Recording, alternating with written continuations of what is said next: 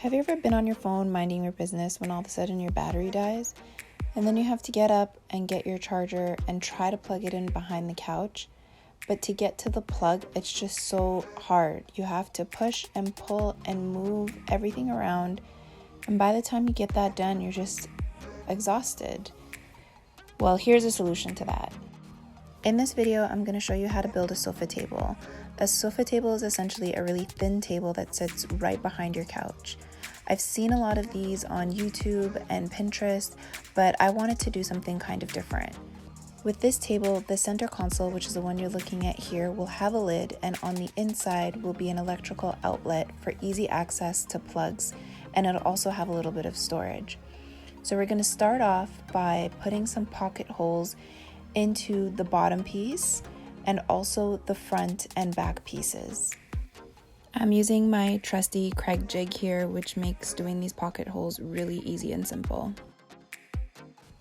Here I'm just using a scrap piece of wood to line up the two pieces before I start screwing it together. The part that I'm screwing in now is going to be the back piece, and this one will be the front piece.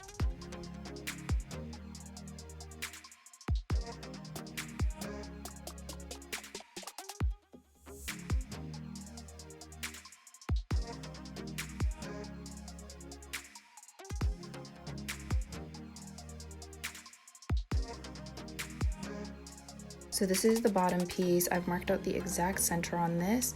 I'm gonna mark out the width and length of this plug, and I'm gonna cut it out in the center so that it sits flush right on the inside. I cut a scrap piece of wood with the measurements of the plug to make it easier to stencil.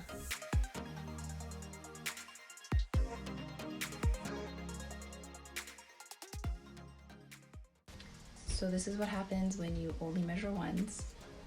I messed up, the hole is too big.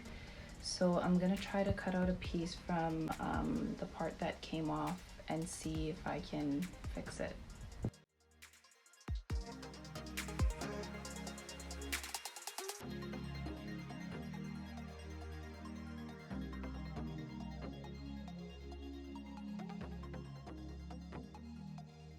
So here's my solution. I'm just gonna put a little bit of glue on the extra piece and hold it in place. And I'll also be using wood filler to cover up any gaps before I paint. Now we're gonna install the bottom piece. As you can remember, we put some pocket holes on either end. So now we're just gonna use screws to attach them to the legs. We're also going to screw the bottom piece into the back and front pieces just for some extra security. It's always a good idea to pre-drill holes to avoid splitting the wood.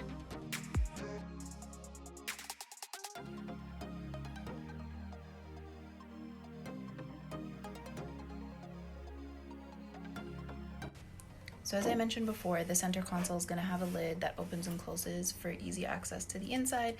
I bought two of these hinges that I'm going to use that are soft close hinges, and I also have this Craig jig. I know you've seen me use the pocket hole one before. This one essentially helps with making the perfect holes for the hinges.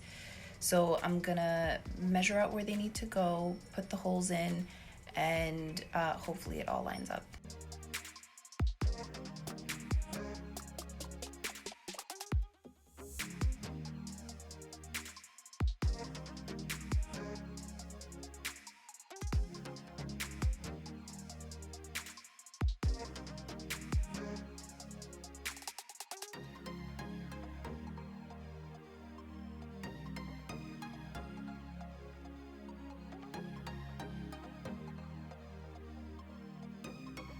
So the next thing we want to do is attach the next piece that actually just sits on the inside. So what I'm going to do is connect it here and then mark out where I need to make my screws.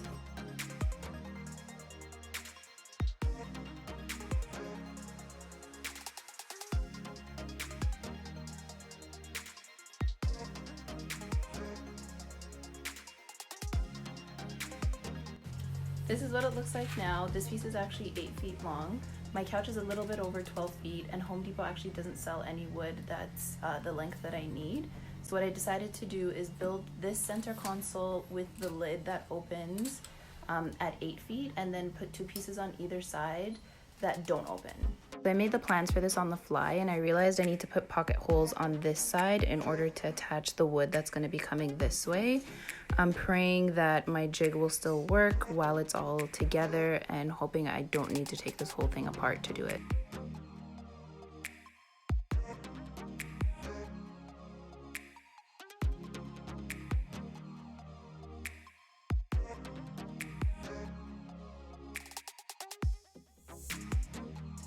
So I didn't get a chance to record this, but I did use wood filler on all of the big knots in the wood and any cracks or imperfections. I also used caulk on all of the seams just so that it would look perfect once the paint went on.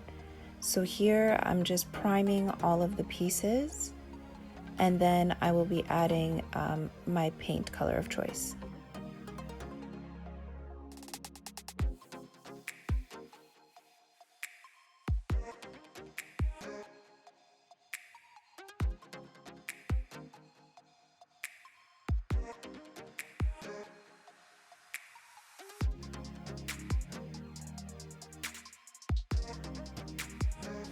Now for the final piece. As I mentioned, my couch is a little bit over 12 feet, so I will be adding extra pieces to either side. And I already put pocket holes in the legs in preparation for this, and now I'm just screwing it all together.